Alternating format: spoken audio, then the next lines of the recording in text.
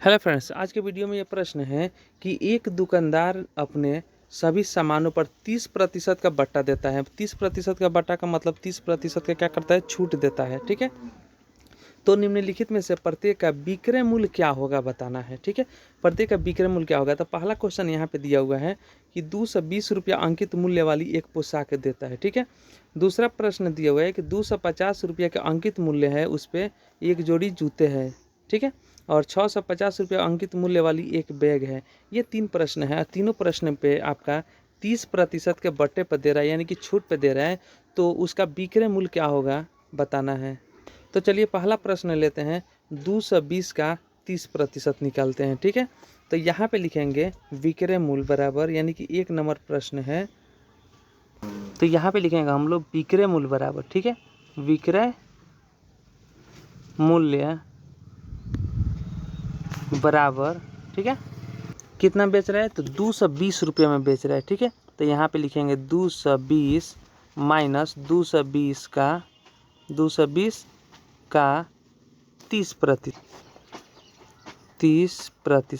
ये हो गया। ठीक है, अब इसको देखिए कैसे हल किया जाएगा। ठीक ना, तो यहाँ पे लिखा जाएगा 220 माइनस 220, यहाँ पे लिखा है का मतलब हो जाएगा गुणा 30%, तो 30% का मतलब हो जाएगा 30/100, ये हो गया। ठीक है, अब यहाँ पे इसको क्या करेंगे, कटाएंगे। एक जीरो से एक जीरो कट गया, दूसरा जीरो से दूसरा जीरो कट गया, बच क्या गया यहाँ पे, तो 220 और माइनस है तो माइनस का चिन्ह देंगे, और यहाँ पे 22 है और यहाँ पे 3 है, दोनों में गुना कर देंगे तो हो जाएगा 3 दूना 6 और ये हो जाएगा 3 दूना 6, यानी कि 66 हो जाएगा। ठीक है, तो यहाँ पे आप क्या करेंगे, इसको घटा देंगे। ठीक है, घटा कर लिखेंगे 10 में से 6 गया 4, यहाँ बच गया 1, दहाई लेंगे तो 11, 11 में से 6 घटेगा तो 5, और यहाँ बच गया 1, तो एक यहाँ पे उतार दिया जाएगा।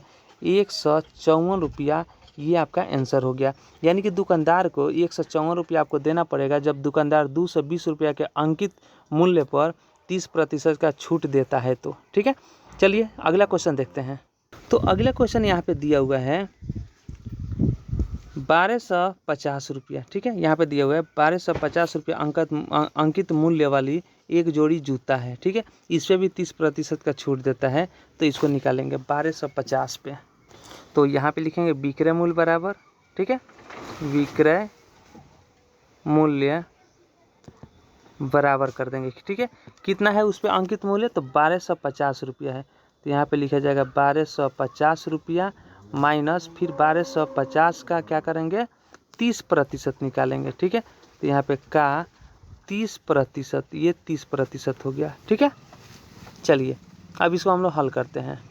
तो यहाँ पे लिखेंगे 1250 रुपया हो गया, माइनस कर देंगे 1250 का मतलब गुणा 30%, मतलब 30/100 हो जाएगा, 30/100 हो गया। ठीक है, अब यहाँ पे देखेंगे कौन कौन इसमें कटने वाला, बाटा का गुणा हो गया तो एक जीरो से एक जीरो कट गया, और ये एक जीरो से एक दूसरा जीरो कट गया। ठीक है, अब यहाँ पे बच कितना गया, तो देखेंगे यहाँ पे 1250 है तो 1250 लिखा जाएगा, माइनस है तो माइनस, और यहाँ 125 बच गया, यहाँ 3 बच गया, तो 125 में 3 से क्या करेंगे, यहाँ गुणा है तो गुणा कर देंगे। ठीक है, तो 125 में गुणा करेंगे तो हो जाएगा 5 ये 15 के 5 हाथ में 1, और 3 दूना 6 और 1 7 हो जाएगा, और ये हो जाएगा 3 का पड़ा एक बार तो 3 एकम 3, यानी कि हो गया 375। कितना हो गया 375।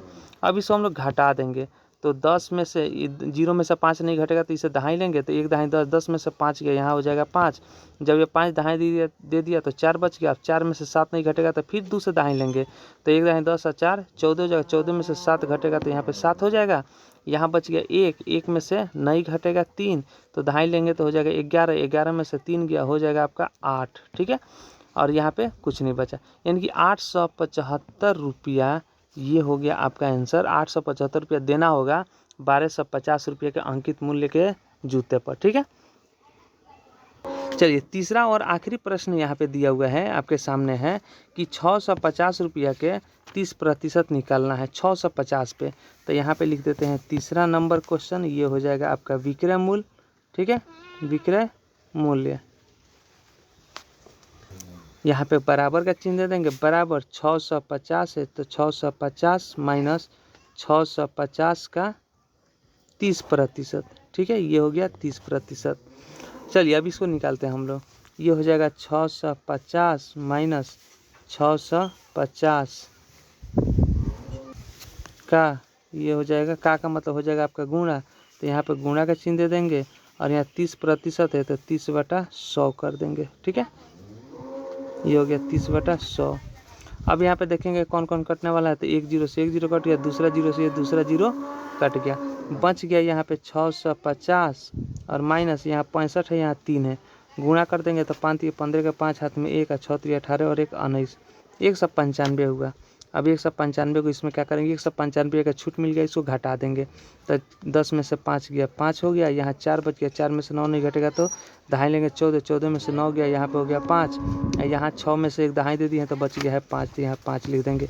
यानी कि 555 रुपया नहीं, 555 नहीं, बल्कि यहाँ पे कितना 5 बच गया, तो 5 में से 1 घटाना बाकी है, तो 5 में से 1 घटाएंगे तो हो जाएगा आपका 4, तो यहाँ पे क्या लिखेंगे 4 लिखा जाएगा, यानी कि 455 रुपया, ये हो गया आपका आंसर। चलिए उम्मीद करते हैं कि वीडियो आपको समझ में आ गया है, तो लाइक कीजिए, शेयर कीजिए और इस चैनल पर नए हैं तो सब्सक्राइब कीजिए। चलिए फिर मिलते हैं हम लोग अगले वीडियो में।